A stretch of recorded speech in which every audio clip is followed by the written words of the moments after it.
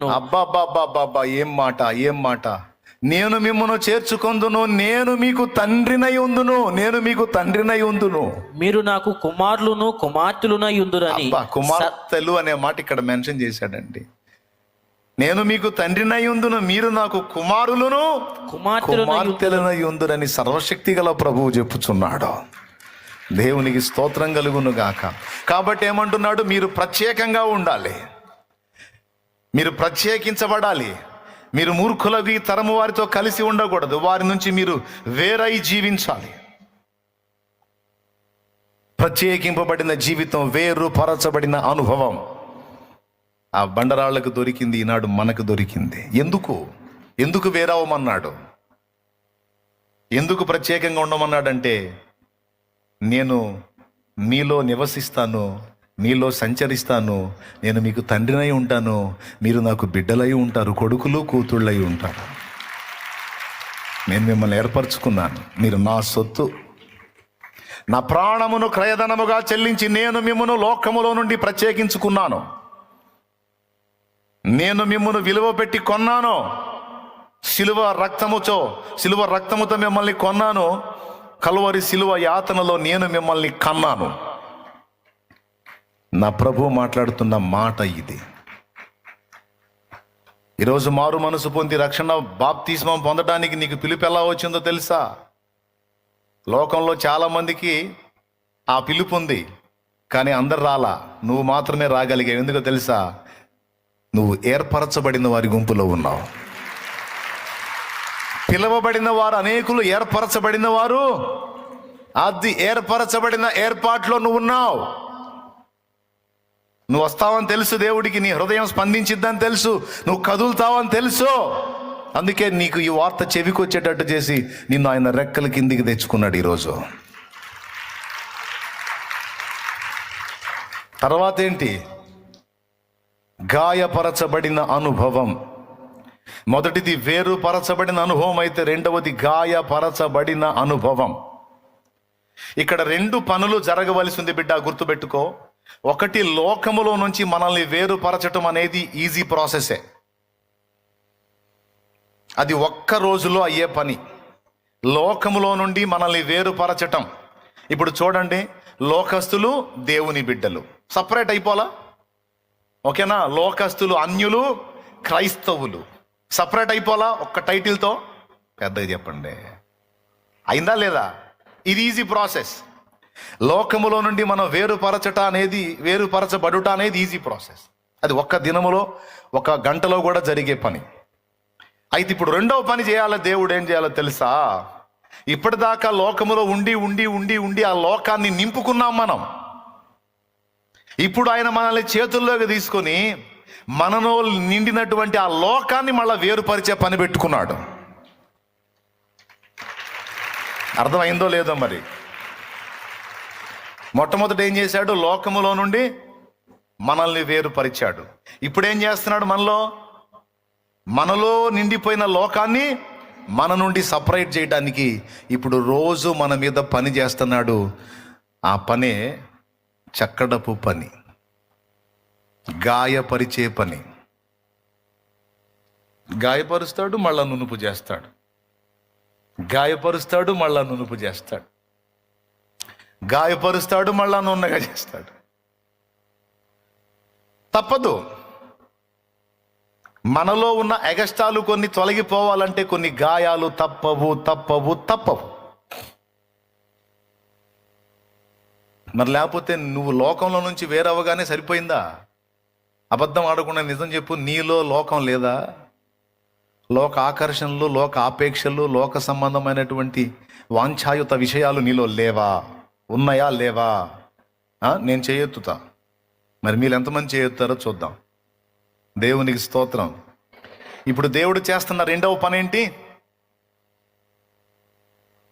ఆయన అనుకున్న ఆకారానికి, క్రీస్తు యేసుకు సమానమైన సంపూర్ణమైనటువంటి ఆ వ్యక్తిత్వ సౌందర్యం నీలోకి నాలోకి కూడా ఆ సారూప్యం వచ్చేటట్లు దానికి అవరోధంగా ఉండేటువంటి ఎగస్టాలన్నిటినీ తొలగించే పనే శిల్పి చేసే పని.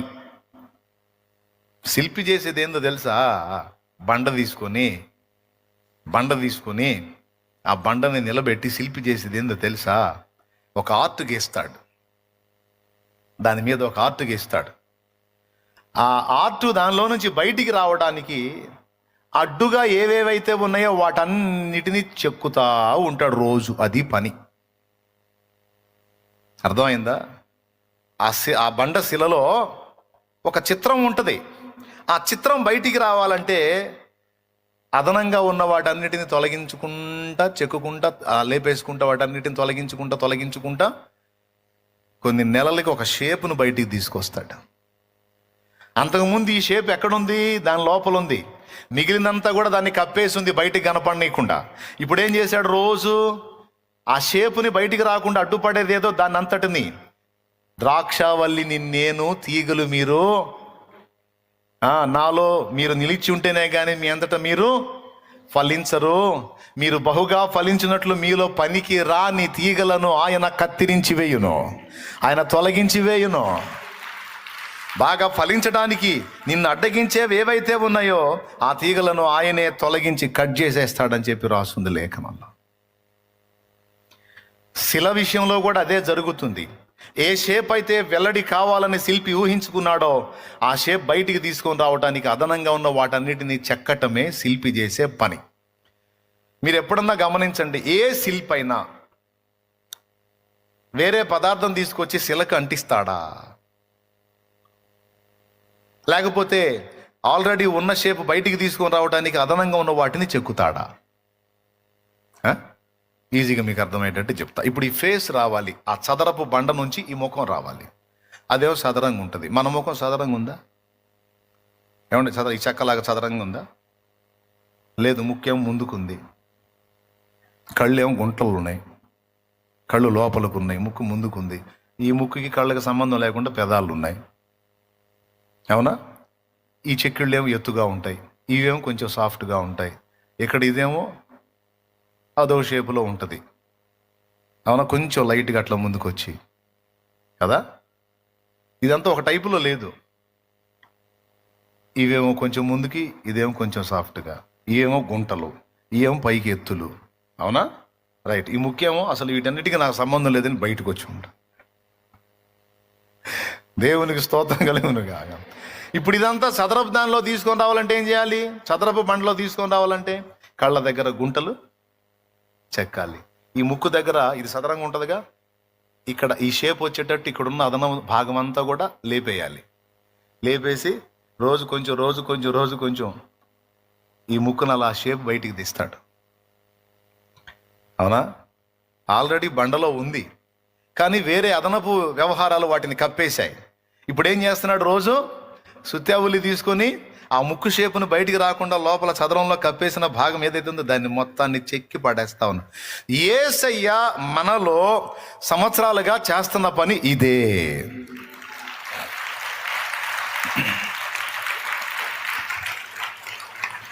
యేసయ్య సంవత్సరాలుగా మనలో చేస్తున్న పని ఇదే నాయనా, ఇదే అమ్మా.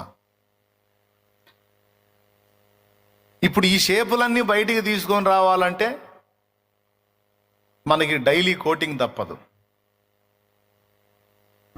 ఒక రౌండ్ కోటింగ్ ఇస్తాడు, ఒక రౌండ్ మళ్ళా ఫినిషింగ్ ఇస్తాడు.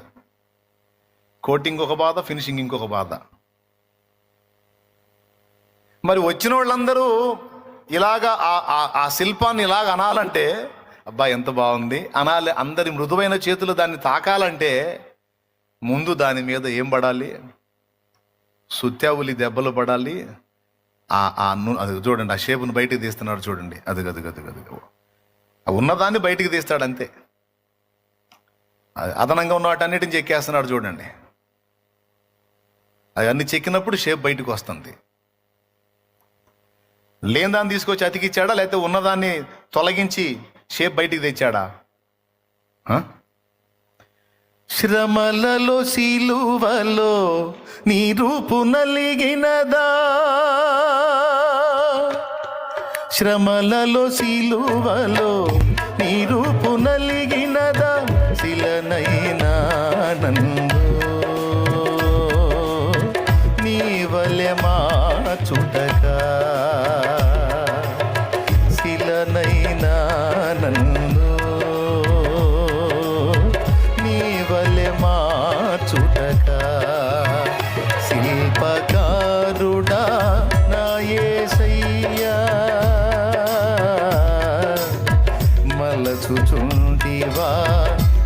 పోలికగా శిల్పకారుడా నా యేసయ్యా మలచుచుంటివా నీ పోలికగా ఇది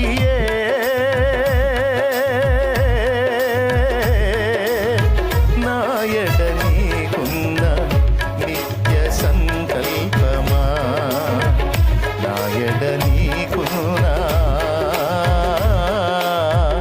నిత్య సంకల్పమా ఇంతగా నన్ను ప్రేమించినది నీ రూపము నాలో చూపించుటక ఇంతగా నన్ను పాడు చిన్నది నీ రూపము నాలో రూపించుటకా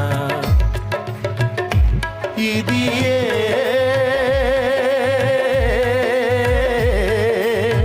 నాయడ నీకున్న నిత్య సంకల్పమా నాయడ నీకున్న నిత్య సంకల్పమా. దేవునికి మహిమ. వేరుపరచబడిన అనుభవం ఒకటైతే చెక్కబడిన అనుభవం రెండవది, నునుపు చేయబడిన అనుభవం మూడవది. చెక్కబడటం వేరు, నునుపు చేయటం వేరు. చెక్కబడేటప్పుడు ఒక బాధ ఉంటుంది, నునుపు చేసేటప్పుడు ఇంకొక బాధ ఉంటుంది.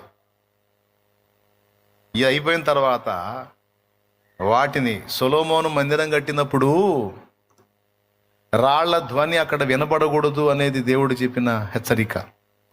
రాళ్ళు చెక్కిన ధ్వని అక్కడ వినబడకూడదు అంటే వేరే దగ్గర వాటిని చెక్కి సిద్ధపరిచి తీసుకొచ్చి నిర్మాణం చేశారు. దేవునికి స్తోత్రం కలుగును గాక. హల్లెలూయా. అలా సపరేట్గా చెక్కి, అంటే ఇక్కడ గమనించాల్సింది ఏంటంటే లోకములో నుండి మనల్ని వేరుపరిచాడు, మనలో ఉన్న లోకాన్ని కూడా వేరుపరచడానికి అప్పటి నుంచి ఇప్పటిదాకా పనిచేస్తా ఉన్నాడు. ఈరోజు బాప్తిస్మం పొందే వాళ్ళకు కూడా ఈ మ్యాటర్ చెప్తున్నాను నేను. ఎప్పుడైతే మారు మనసు పొంది బాప్తిస్మం పొంది ఇక సృష్టికర్త చేతికి నిన్ను నువ్వు అప్పగించుకుంటావో, ఇక అప్పటి నుంచి నువ్వు ఎప్పుడైతే నిన్ను నువ్వు అప్పగించుకుంటావో ఇక అప్పుడు తన పని తాను మొదలు పెడతాడు. ఇప్పుడు శిల్పం కావాలంటే ఏం చేయాలి? ఫస్ట్ ఒక్కటి చేయాలి, అన్నిటికంటే ముఖ్యంగా ముందు ఏం చేయాలి తెలుసా? శిల్పికి తనను తాను అప్పగించుకోవాలి. పౌలన్ ఏమన్నాడు? నేను ఆయనకు అప్పగించిన దానిని రాబోచున్న ఆ దినము వరకు ఆయన కాపాడుటకు సమర్థుడు, నేను నమ్మిన వానిని ఎరుగుదును గనుక సిగ్గుపరచబడను అన్నాడు. నేను నా సృష్టికర్తకు నన్ను నేను అప్పగించుకున్నాను. ఆయన ఏంటో నాకు తెలుసు, ఆయన పనితనం ఏంటో నాకు తెలుసు, ఆయన జ్ఞానం ఏంటో నాకు తెలుసు, ఆయన శక్తి ఏంటో నాకు తెలుసు. అందుకే నన్ను నేను యథార్థంగా ఇదిగో నీ చిత్తము చొప్పున నన్ను చేయమని నేను నిత్యము నన్ను నేను నాకు కలిగిన సమస్తమును ఆయనకే అప్పగించుకుంటున్నాను. ఎవరికి అప్పగించుకుంటున్నాను? ఆయనకే అప్పగించుకుంటున్నాను.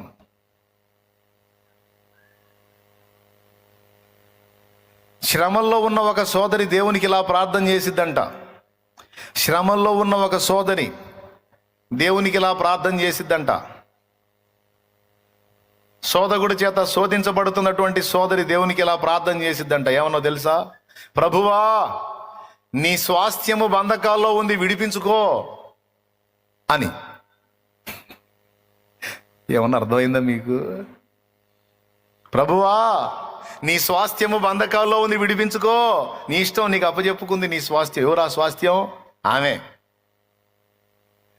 నువ్వు ప్రాణం పెట్టి కొనుక్కున్నావుగా నన్ను, నీ స్వాస్థ్యాన్నిగా నేను ఇదిగో బంధకాల్లో ఉన్న, విడిపించుకోవాయా.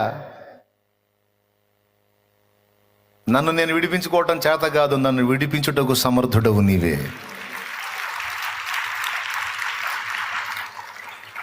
హల్లెలూయా. ఎందుకంటే దేవుడు ఈ పనికి పూనుకున్నాడు. ఈరోజు నీవు ఆయనకు అప్పగించుకుంటే, బాప్తిస్మం ద్వారా అప్పగించుకుంటున్నావు. ఇక ఇప్పుడు ఎంతమంది సిద్ధపడ్డారు, ఏమని అప్పచెప్పుకుంటున్నారో తెలుసా? సృష్టికర్త, ఇక నా జీవితాన్ని నీ చేతికి అప్పగించుకుంటున్నాను. ఓ ప్రధాన శిల్పి, ఓ పరమ శిల్పి, శిల్పకారుడా నా యేసయ్యా, ఇదిగో నీ చేతికి అప్పగించుకుంటున్నా. ఇక నీ చిత్తము చొప్పున నన్ను నిర్మించు, నీ స్వాస్థ్యముగా నన్ను స్వీకరించు, నీ రాజ్యములో నాకింత చోటివు, నీ ఆలయములో ఒక రాతి వలె నన్ను నిలుపు. నఖముఖాల చెక్కుతావా, లేకపోతే స్తంభంగా చెక్కుతావా, నన్ను ఎలా చెక్కాలనుకుంటున్నావో, నాకు ఏ షేప్ ఇవ్వాలనుకుంటున్నావో ఇక నీ ఇష్టము. నేనైతే ఈరోజు హృదయపూర్వకంగా నన్ను నేను అప్పగించుకుంటున్నా. లోకాన్ని విడిచిపెట్టా, నాకు వద్దనుకుంటున్నా, నీ దగ్గరకు వచ్చా. ఇక నాలో నీ పోలికకు అడ్డుపడేటువంటి లోకమంతటిని కూడా క్రమక్రమంగా తొలగించి నన్ను నీ పోలికగా మార్చి నీ రాజ్యములో నేను కూడా నీతో ఉండునట్లు నాకు కృప నీయ్యా అని చెబుతున్నావు ఇప్పుడు నువ్వు. ఆయన పాదాల దగ్గరకు వచ్చి బాప్తిస్మం ద్వారా నువ్వు ఇస్తున్న సంకేతం ఏంటంటే ఇదే ఇప్పుడు నేను చెప్పిందే. మొదటిది ఏం చేస్తాడు? వేరుపరిచిన అనుభవం. రెండోది ఏం చేస్తాడు? నీలో ఉన్న లోకాన్ని వేరుపరిచేటువంటి పని ఆయన మొదలు పెడతాడు. దీనికోసం ఈ వేరుపరిచేటువంటి ప్రక్రియలో లోకం నుంచి నేను వేరుపరిచేటప్పుడు కొన్ని గాయాలు కలుగుతాయి. మరి పాత స్నేహాలు, పాత లింకులు, పాత తేడాలు, పాత మంచి చెడ్డలు మొత్తం తెంచుకోవాల్సి వచ్చింది. మరి ఎప్పటి నుంచో ఏర్పడ్డ లింకులు తెంచేసుకోవాలంటే ప్రాణం విలవిలవిల్లాడుతుంటుంది. విలవిల్లాడినా గిలగిల కొట్టుకున్నా నేను కావాలి అంటే ఆ లింకులు నువ్వు తెంచేసుకోవాలి అంటాడు. ఆ లింకులు తెంచుకొని వస్తేనే నేను నీ మీద పని మొదలు పెడతా. ఎందుకంటే ఇదిగో నేను నిన్ను మార్క్ చేస్తున్నాను, నిన్ను కోరుకొని ఉన్నాను. దా. మరి ఇప్పుడు ఆ పాత స్నేహాలు, పాత సహవాసాలు, పాత లింకులు మరి తెంచుకునేటప్పుడు కొంచెం బాధేగా. కొంతమంది బంధువులు ఒప్పుకోరు, కొంతమంది కులపోళ్ళు ఒప్పుకోరు, మతపోళ్ళు ఒప్పుకోరు. నువ్వు పోయి యేసు ప్రభులో కలుస్తున్నావు, నువ్వు సస్తే కబరస్థానంలోకి రానివ్వు, నువ్వు సస్తే నీకు మంచం ఇవ్వం, ఏది పాడా మోసుకుపోయేది అది కొంతమంది బెదిరిస్తారు. కొంతమందికి అదొక బాధ. కొంతమందికి ఏమో మా కులంలో నుంచి నిన్ను వేలేస్తాం, పోయి అందులో కలిసేవి ఏందని కొంతమంది ఈ బెదిరింపులు. కొంతమంది బంధువులేమో ఇక అందులో పోయి కలుస్తున్నావు కాబట్టి ఇక మా కార్యక్రమాలకు వేటికి మేము పిలవం, నీ దానికి కూడా మేము రాము అని ముఖం మీదే చెప్పేస్తారు. మరి ఈ లింకులు, కొన్ని అక్రమ సంబంధాల లింకులు ఉంటాయి, కొన్ని అక్రమ సంబంధాల లింకులు ఉంటాయి. నువ్వు బాప్తీసం పొంది మరి ఇక నువ్వు దేవుని మనిషి అయితే మరి నా సంగతి ఏంటంటే పోయి వాగులో దూకు, లేకపోతే ఒడ్డు కింద పడరా, దరిద్రుడా, సైతానోడా, ఇంకెందుకురా. అలాగే ఏమయ్యా నువ్వు బాప్తీసం పొంది భక్తుడు అయితే మరి నా సంగతి ఏంటంటే ఎట్లనో నీ సావు నువ్వు సావు, ఇక అయిపోయింది. ఇక నేను నా దేవుడు, ఇక నేను నా ప్రభు, ఇక నాకే లింకులొద్దు, ఏ పెంకులొద్దు. నాకు యేసు కావాలి, నాకు యేసు కావాలి. ఆయన నన్ను మార్క్ చేశాడు, ఆయన నన్ను పిలుస్తున్నాడో, నాకు యేసు కావాలి. యేసు నన్ను పిలుస్తున్నాడు, నేను యేసుతో కూడా ఉండాలి. నేను ఉండలేని పాపంలో, నా వల్ల కాదు అని తెంచేసుకొని రావాలి. కాబట్టి కులపు లింకులు, మతపు లింకులు, బంధుత్వపు లింకులు, అనుబంధాల లింకులు. మమ్మీ నువ్వు బాప్తీసం పొందితే మా సంగతి ఏంటి మమ్మీ, మీ సంగతి ఏంటి, వెర్రి మోకాలారు, మీరు కూడా పొందాలి బాప్తీసం, లేకపోతే పోతారు మొత్తం పాతాళానికి అని చెప్తే నువ్వు పొందితే పొందు, మా వల్ల కాదు అంటారు. అంతేకాదు మా కార్యక్రమాలకి వేటికి కూడా ఇక నువ్వు చేసే ఛాన్స్ లేదు, 7 సార్లే పోండి. నాకు ఆయన కావాలి. ఈ లింకులన్నీ తెంచుకోవాలంటే బాధేగా. మరి లోకంలో నుంచి వేరుపరచబడటం, వాటన్నిటిని ఎదిరించి అన్నిటిని తెంచుకోవడానికి ఇష్టపడి అడుగు పెట్టాలంటే కొంచెం బాధ, కొంచెం గాయమా కాదా చెప్పండి. అన్ని గాయాల కంటే పెద్ద గాయాలు అక్రమ సంబంధాలు, లింకులు తెంచుకోవటం అసలు మామూలు బాధ కాదు. అయినా సరే వదిలేయాలంటాడు ఆయన. నేను కావాలా, కట్ చేయి. దేవునికి స్తోత్రం.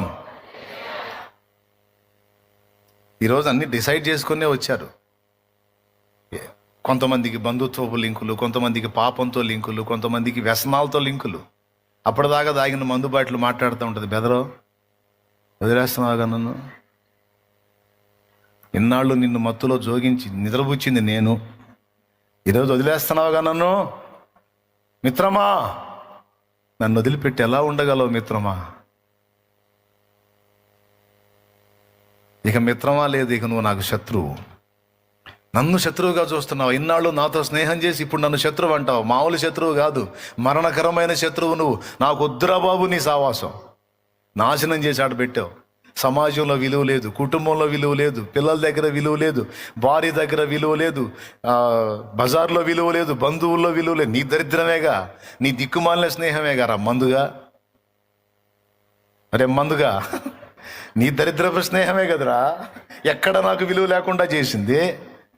కట్టుకున్న భార్య కూడా లెక్క చేయకుండా అయిపోయింది నా బతుకు. ఇలా నీ వల్లనే కదరా దరిద్రుడా. నువ్వెట్లా మిత్రువు అవుతావురా నాకు శత్రువు అయితే? నువ్వు నాకు ఇంతవరకు తెలియదు. ఇప్పుడు నాకు ప్రభు కళ్ళు తెరిచాడు కాబట్టి నువ్వేందో నాకు అర్థమైంది. నువ్వు నాకు ఘోరమైన శత్రువు. నాకు వద్దు నీతో సావాసం, పో. మిత్రమా, పోతే పోయావు కానీ అప్పుడప్పుడన్నా పలకరిస్తావా? పొరపాటును కూడా నేను ఆ పని చేయను దరిద్రుడా. చూస్తా మిత్రమా, నువ్వు రాకుండా ఎన్ని రోజులు ఉంటావో చూస్తా. నీలాంటి వాళ్ళు చాలా మంది ప్రగల్భాలు పలికిపోయారు, మళ్ళా నా దగ్గరికే వచ్చారు. ఒరే దరిద్రుడా, నేను నా మీద ఆధారపడిపోవటల్లా. నేను నమ్మిన వానిని ఎరుగుదును, సిగ్గుపడనెన్నడు. నేను నమ్మిన వానిని ఎరుగుదును, సిగ్గుపడనెన్నడు, సిగ్గుపడనెన్నడు. నన్ను బలపరచువాని యందే సమస్తము నే చేయగలను. నన్ను బలపరచువాని యందే సమస్తము నీ చేయగలను. దేవునికి మహిమ. ఈ లింకులన్నీ తెంచుకొని వాటికి బై బై చెప్పి ఇక దేవుని వైపు మళ్ళుకోవటం మారు మనస్సు. అదే మారు మనస్సు. పాప లోకమునకు, పాప సంబంధమైన వ్యక్తులకు, పాప సంబంధమైన భక్తి మూలాలకు ముగింపు చెప్పేసి వీపు తిప్పి ముఖము దేవుని తట్టు తిప్పుటయే మారు మనస్సు. ఈరోజు అలా సిద్ధపడే వచ్చారా? మళ్ళా వెనక చూపులతో వచ్చారా? సిద్ధపడే వచ్చారా? ఎంతమంది సిద్ధపడి వచ్చారో? ఇక వీపు తిప్పేశామన్నా ఏం గడి తిరిగేది లేదు. దేవునికి మహిమ కలుగును గాక. ముఖం ఎటు తిప్పారు? లోకం వైపా? యేసయ్య వైపా? రైట్. దేవునికి మహిమ. ఇప్పుడు ఎప్పుడైతే నువ్వు అలాగున ఆ లింకులు తెంచుకొని యేసయ్యతో లింక్ ఏర్పరచుకుంటావో ఇక ఇక్కడ నుంచి ఇక నీకు శక్తి స్టార్ట్ అయింది. ఇక ఆయన బలం నీ మీద పని చేయటం మొదలైద్ది. నేను ఒక్కటే ఒక మాట చెప్తా ఈరోజు, మీకు శుభవార్తలాగా చెప్తా. ఏంటంటే, ఆయన చేతికి మిమ్మును మీరు సజీవ యాగంగా అప్పగించుకోండి. యేసయ్యతో చెప్పండి, నేను నిలబడతాను, నేను గెలుస్తాను అనే ధైర్యంతో నేను రావట్లేదు, కానీ నన్ను నేను నీకు అప్పగించుకుంటే నువ్వే నన్ను ఒడ్డుకు చేరుస్తావు అన్న విశ్వాసంతో వస్తున్నాను. ఏ విశ్వాసంతో? నువ్వే నన్ను నా జీవిత యాత్రలో ఎన్నో తుఫానులు, నా జీవిత యాత్రలో ఎన్నో తుఫానులు, అయినా నా యేసు నా పక్షమయ్యుండగా, అయినా నా యేసు నా పక్షమయ్యుండగా, తుఫాను నడచి కెరటాల నాపి, తుఫాను నడచి కెరటాల నాపి నడిపించును నా యేసయ్యా. ఓడయాత్ర కొనసాగుచున్నది నా విశ్వాస ఓడయాత్ర కొనసాగుచున్నది. ఈరోజు మొదలు పెడుతున్నావు నీ విశ్వాస యాత్ర. ఈ రోజు స్టార్ట్ అవుతుంది. డేట్ రాసుకొని పెట్టుకో. దేవునికి మహిమ. యేసయ్య చేతికి నిన్ను నువ్వు అప్పగించుకుంటున్నావు. అప్పగించుకో. నన్ను నువ్వే లోబరుచుకో ప్రభువా. నాలో నీ షేపుకి, నీ ఆకారానికి అడ్డుగా ఉన్న వాటినన్నిటిని నువ్వే చెక్కి పడవేయి. నీ పోలికగా నన్ను మార్చమని నా ప్రభువా, నన్ను నేను నీకు అప్పగించుకుంటున్నా. నీ రక్తముతో నన్ను కడిగి పరిశుద్ధపరచు. నాలో నీ పోలికగా అడ్డుగా ఉన్న లోకమంతటిని కూడా తొలగించి చెక్కి పడేయ్. నన్ను చెక్కుకోవటం నా చేత కదా. ఏ శిల్ల అయినా దాన్ని శిల్పంగా చెక్కుకోగలిగిద్దా? కానీ హాస్యం చెప్పనా, మనం ట్రై చేస్తాం అట్లా. మనల్ని మనమే చెక్కుకోవటానికి ట్రై చేస్తాం. నేను అలా ట్రై చేసిన ప్రతిసారి మొహం పగలగొట్టుకొని, ఎందుకంటే నన్ను నేనే చెక్కుకొనుట సాధ్యపడదు, నన్ను చెక్కవలసిన పరమశిల్పి నా యేసయ్య అని గుర్తుపట్టా. అందుకే ఆయన చేతికి అప్పగించుకున్నా. ఈరోజు కూడా సభాముఖంగా అదే నేను చేసుకుంటున్నా. నీ చేతికే నన్ను అప్పగించుకుంటున్నాను. మళ్ళొక్కసారి పునః ప్రతిష్టలాగా మళ్ళొక్కసారి ఆయనకు అప్పగించుకుంటున్నాను. నీ చేతికి అప్పగించుకుంటున్నా. నన్ను నీ వలె, నీ పోలికగా మార్చు ప్రభువా అని.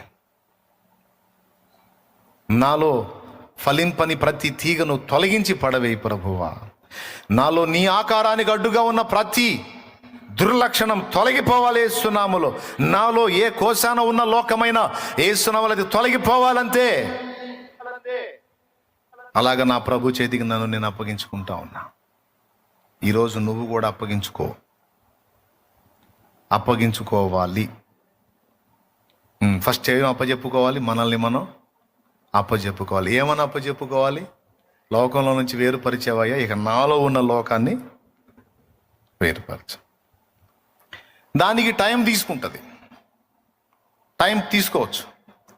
క్రమక్రమంగా నీకు అర్థం కాదు. ఒక్కొక్కసారి వింతగా ఉంటుంది.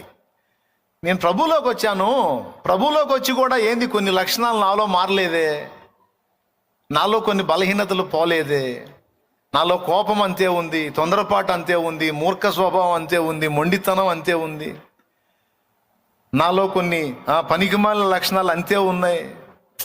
అసలు దేవుడు ఒప్పుకున్నాడా నన్ను? అసలు దేవుడికి ఇష్టంగానే ఉన్నానా?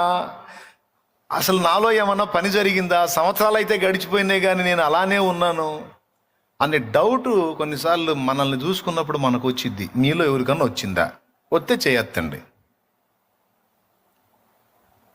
నాకు కూడా చాలాసార్లు వచ్చింది. దేవునికి స్తోత్రం కలుగునుగా. పెద్దగా చెప్పండి. మరి ఇప్పుడు దీనికి సమాధానం ఏంటి?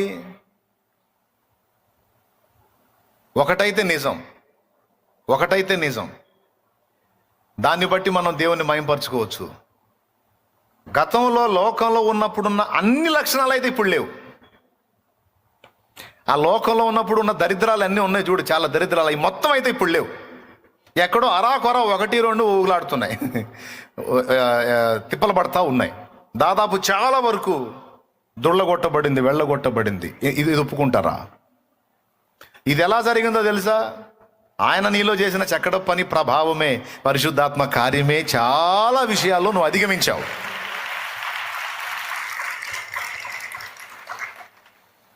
ఇక ఉన్న అరాకొర కూడా నీ నుండి తొలగించబడటానికి దేవుడు తప్పకుండా కార్యం చేస్తాడు. దాన్ని నెరవేర్చడానికే కొన్నిసార్లు కొన్ని శ్రమలకు కూడా మనల్ని అప్పగిస్తాడు. తప్పదు. కొన్ని గట్టివి వదిలిపోవాలంటే కొంచెం గట్టి దెబ్బ పడక తప్పదు. అర్థమైందా? గట్టి దెబ్బ పడ్డప్పుడు గట్టి బాధ కలిగిద్ది, కానీ తప్పదు. ఈ దెబ్బలన్నీ గుర్తుపెట్టుకో. శ్రమలు అని మర్చిపోవద్దు. స్పాంజి తీసుకొని రుద్దడు శిల్పి, శిల మీద స్పాంజి తీసుకొని, మెత్తటి స్పాంజి, ఏమి ఇబ్బంది పడవాకమ్మా, ఏమి ఇబ్బంది పడవాక అని ఏమన్నా మెత్తగా రుద్దుతాడా? ఏం లేదు, పాడటమే సుత్యావులు టప టప టప టప టప టప కొడతా. మన ప్రధాన శిల్పి కూడా అలాగే చేస్తాడు. నువ్వు అయ్యో అన్నలేదు, వామ్మో అన్నలేదు, దేవుడు అన్నలేదు, ఏసయ్యో అన్నలేదు. ఏసైనా కొడతా, నోరు మూసుకో అంటాడు. ఈ మాట నేను కాదు, అపోస్తలుడైన పేతురు చెప్పాడు. ఒకసారి చూడండి. పేతురు చెప్పాడు, ఒకసారి చూడండి. పేతురు రాసినటువంటి పత్రిక,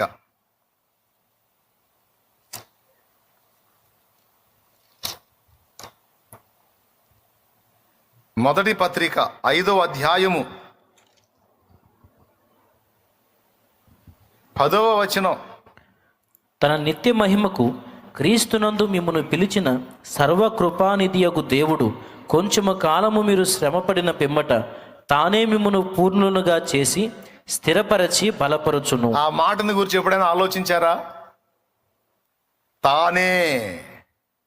తానే మిమ్ములను పూర్ణులుగా చేసి స్థిరపరిచి బలపరచును. ఆ మాటలు 3 చూడండి. తానే అనేది ఒకటి, మిమ్ములను పూర్ణులుగా చేసి 2 స్థిరపరచి 3 బలపరచును. తానే అనుందా లేకపోతే మీరే అనుందా? తానే, ఆయనే చేయాలట ఆ పని. ఎందుకు? నిత్య మహిమకు పిలిచింది ఆయనే. పిలిచిన వాడు సంపూర్ణులుగా మనల్ని చేయాల్సింది కూడా. నీ నిత్య మహిమకు పిలచితివా, నీ స్వాస్థ్యముగా నన్ను మార్చితివా. నీ నిత్య మహిమకు పిలచితివా, నీ స్వాస్థ్యముగా నన్ను మార్చితివా. ఆత్మాభిషేకముతో స్థిరపరచిన ఆరాధ్యుడా నిన్నే కనపరతును. ఆత్మాభిషేకముతో స్థిరపరచిన ఆరాధ్యుడా నిన్నే కనపరతును. యేసయ్యా నీ కృపా నన్ను అమరత్వానికే అర్హునిగా మార్చు. యేసయ్యా నీ కృపా అర్హునిగా మార్చెను. యేసయ్యా నీ కృపా, యేసయ్యా నీ కృపా. దేవునికి మహిమ. ప్రియమైన బిడ్డలారా, ప్రతిరోజు శిల్పికి తన్ను తాను అప్పగించుకున్నట్టు ప్రతిరోజు మన సృష్టికర్త అయిన ప్రభువుకి మనల్ని మనం అప్పగించుకొనుట అనేది మర్చిపోకూడదు. ప్రభువా, ఇదిగో నీ చేతుల్లో ఉన్నాను, నీ చిత్తము చొప్పున నన్ను మలచు తండ్రి, నన్ను విసర్జించొద్దు, నన్ను విసిరేయొద్దు నాయన. సారె మీద మట్టి ముద్ద వలె మనల్ని మనం ఆయనకు అప్పగించుకోవాలి. అప్పుడు పరమ కుమ్మరి వ్రేళ్లు మనల్ని నిర్మిస్తాయి. ఏ మట్టి ముద్ద కూడా తనను తాను ఒక కుండగా తీర్చిదిద్దుకోలేదు. ఏ శిల కూడా తనను ఒక శిల్పంగా తీర్చిదిద్దుకోలేదు. శిల్పం కావాలంటే శిల్పి పని చేయాలి, శిల్పి చేతులు పని చేయాలి. మట్టి ముద్ద కుండగా పాత్రగా మారాలంటే కుమ్మరి వేళ్ళు దాని మీద పనిచేయాలి. మనకున్న ప్రధాన శిల్పి పరమ శిల్పి యేసయ్యా, మనకున్న పరమ కుమ్మరి. మళ్ళా పాట నా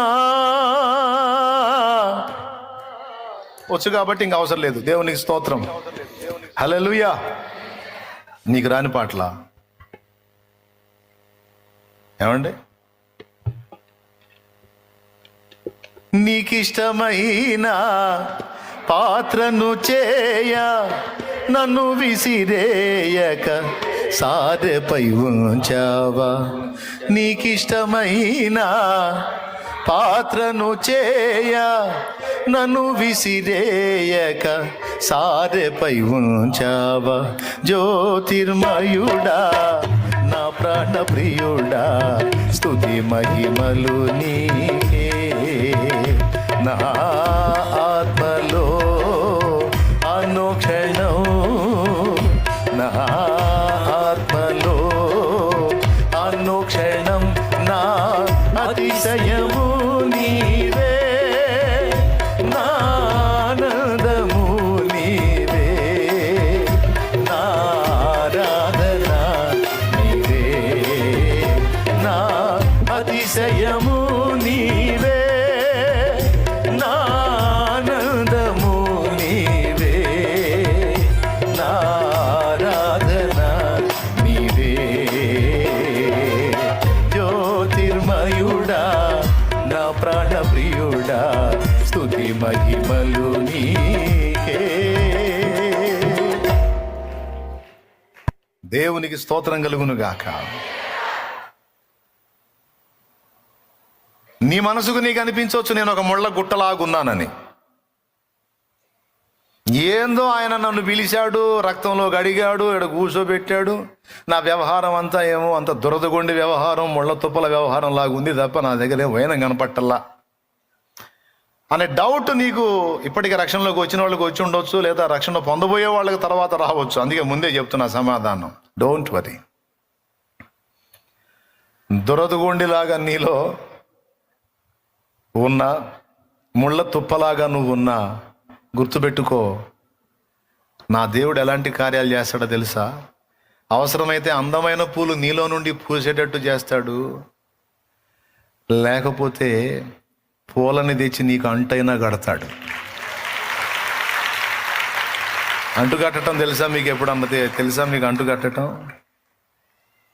ముళ్ళ తుప్పలాగే నువ్వు ఉండొచ్చు, కొమ్మల్ని కట్ చేసి గులాబీ పూల మొగ్గల కొమ్మలు ఉన్నాయి చూడు, వాటిని తీసుకొచ్చి నీకు దాన్ని జాయిన్ చేసి అంటు కట్టినప్పుడు ఇక నీలో నుండి వెల్లడయ్యే సారం దానిలోనికి వెళ్ళి ఆ మొగ్గ పుష్పిస్తుంది, పుష్పం అవుతుంది.